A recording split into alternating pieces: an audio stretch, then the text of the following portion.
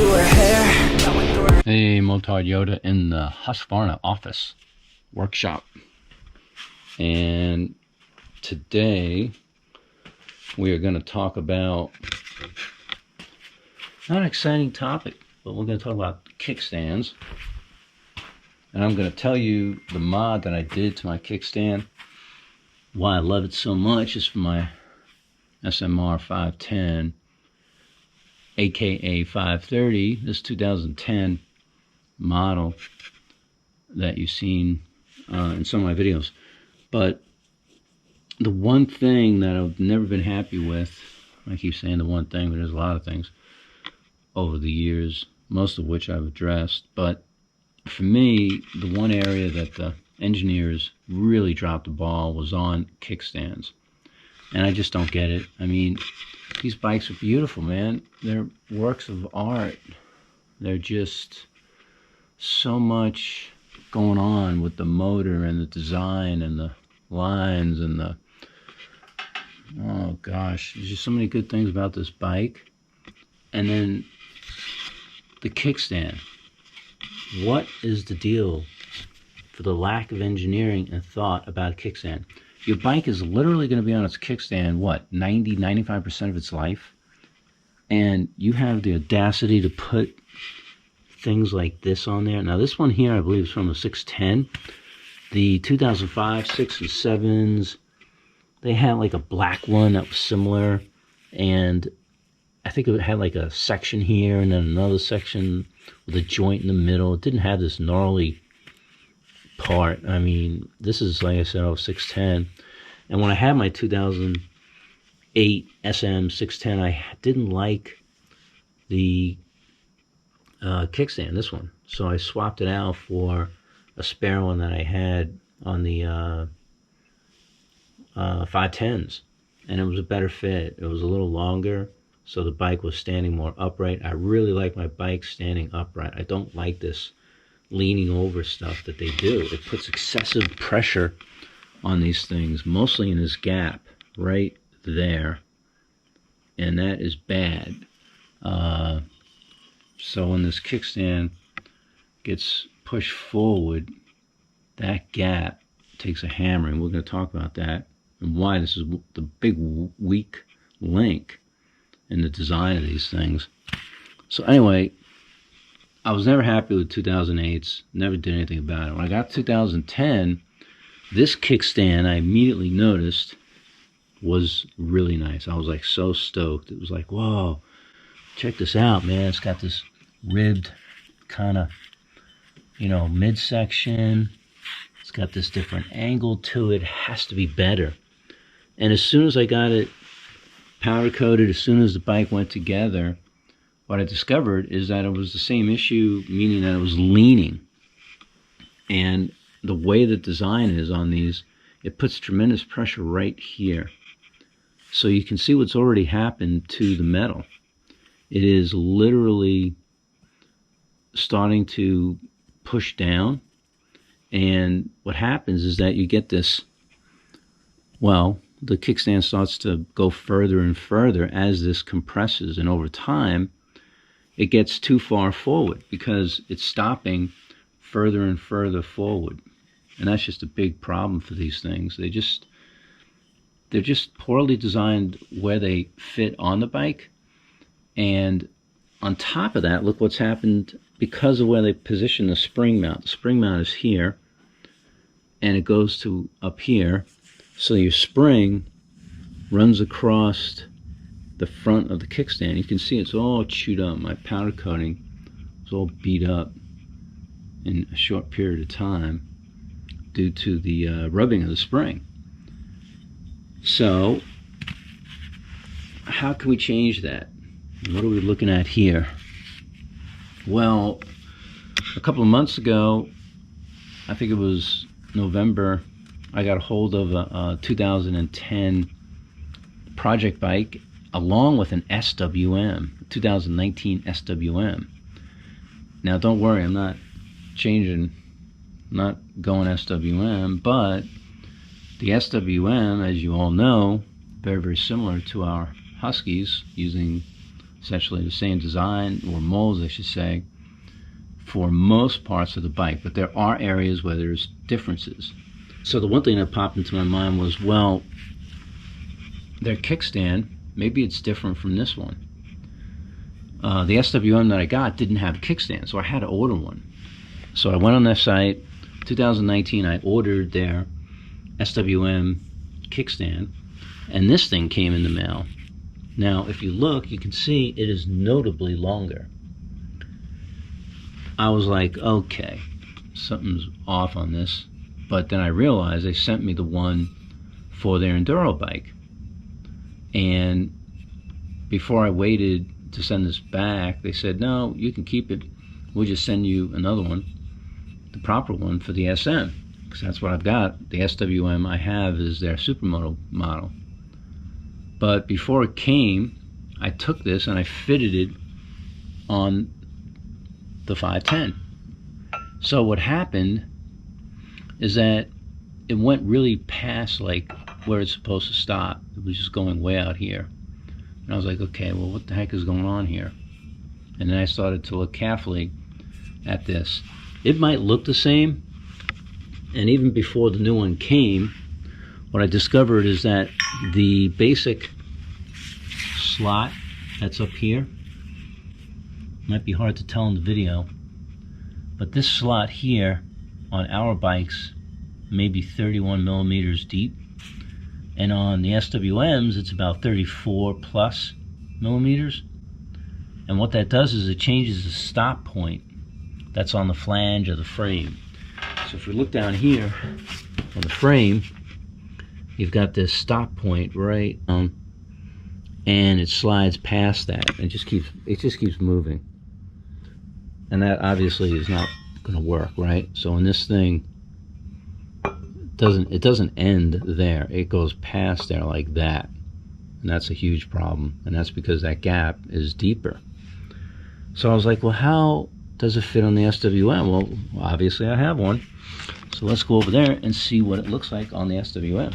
So on the SWM, what we see, a whole different setup here. This flange comes down. That's the flat point that I was talking about on our bike, and then there's a space. But on the SWM, they filled that in, and they got a nice beaded piece of welding. And that little bead right there, that serves as a stopper. So essentially, the kickstand can't go past that point. It goes right to that point, and that's it. It gets locked in place. And that's what we needed on our bikes to make this thing more efficient. Because if you had that on our bikes, we wouldn't have a breakdown right at that gap.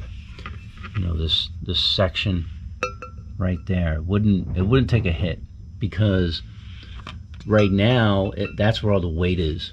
But on the SWM, all the weight and all the compression is going on the side, so it's way more stable. It's not going to degrade. It's just a better design. So, quick note, I'm not changing bikes, but I do have officially an SWM. I think you can see it there, and it's a project bike. The motor is fine, frame fine, all the basic stuff is actually pretty good. She's ratty as hell, but I'm going to take this girl, I'm going to convert her into a Husky full bore. You're not going to be able to tell her to be anything different. I'm going to get all the SWM stuff off of her, and she's going to be fitted with all Husky plastics and pipes and covers, and she's basically going to look like our 2010 models when I'm done. That's the goal, and I'm super stoked about that. But let's go back to the kickstand. So I got the 2000 or I should say the SM kickstand came in the mail, and I immediately noticed it was very different from this one. So the first thing I noticed is that it's straight. It's a straight kickstand. See that? Very cool. I love that. I have straight kickstands on my Bergs, and I really like that. I'm not a fan of this angled stuff, right? The other thing I noted was where the position was for the spring. It's no longer over here. this now in the front.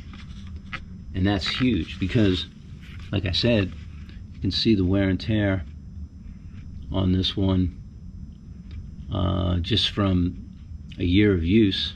That spring just chews up the side of the kickstand. But on their design, you can see the spring doesn't touch the kickstand at all. So no collision here. Now, I never looked at their setup, so honestly I don't know what this is for, but I'm thinking maybe one of those sensors. I don't know. You know, the little kickstand sensor that tells you, oh, your kickstand's down, you're gonna crash. I don't know. That's what I'm guessing. I mean, I don't really care. The only thing I cared about was this, and obviously that. But then I had the challenge of how am I gonna stop the kickstand from going up on the, you know, past the point where it's supposed to be. Well, my mod is real simple, but it works. Basically, all I did was drill a hole through the kickstand for a bolt, and then I took a spacer and this is a slider, a handlebar slider, and once I figured out how much space I needed to get it to where it would hit the frame here and be perfectly set up, I got her done. And I'm so happy with this look, so happy with how it works. I mean, it's perfect, man. So yeah, there's a little plastic knob there, but honestly I think it looks pretty good. I'm planning on putting some sliders on the bottom of my pegs because I've been scraping a little bit, so the slider part kind of goes with everything else, right? I've got some sliders on her as it is. Having another one on the kickstand is pretty cool, I think. But the point of this video is obvious. I want you to know that if you've got a kickstand that you're not happy with, or if it broke because they used to break, you know, due to that wear down issue, or if you've got a bike that doesn't have a kickstand, you want to add it, the SWM will work. I'll have the part number down in the description because they, well, SWM, as good as they are here in the States, they just, you know, things are out of stock or they don't know what they're pulling. Honestly, I've ordered it only a couple of times from them and they've gotten both orders wrong. They fix it, but it's important to have the right part number, and I don't know that the part number on their manual is actually right, because when I ordered this and they sent it, they said that they actually sent the right part, but that the SM kickstand had a different number. It was a funky number. I have it written down, so like I said, I'll put it in the description.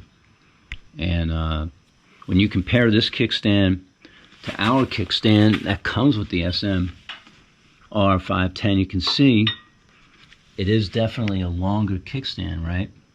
And that's about how much you need. Actually, that's about right up there.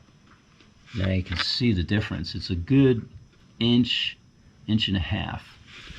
And it allows the bike to stand perfectly. But more importantly, you can edit this to whatever you want.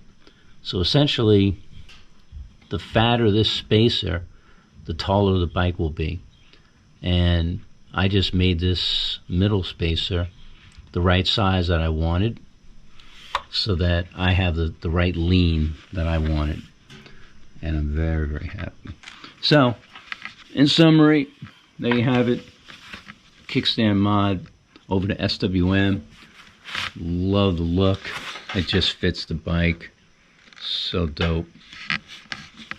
And anybody out there looking for a kickstand for 2008, 9, or 10, I don't know if it will work on the lower models. I suspect it will. Assuming a 2008 kickstand fits on the lower models, there's no reason why this one won't. Alright, so here's the Husky on the stand. You can see it's doing its job. And notice how straight the bike is. I mean, obviously it's got a little lean, but way more manageable. You can see the Berg, almost identical to the Berg. Berg runs a Warp 9 type of stand. Very, very simple design. I like that straight. Now I've got that going on right here too. So you can see the kickstand, nice and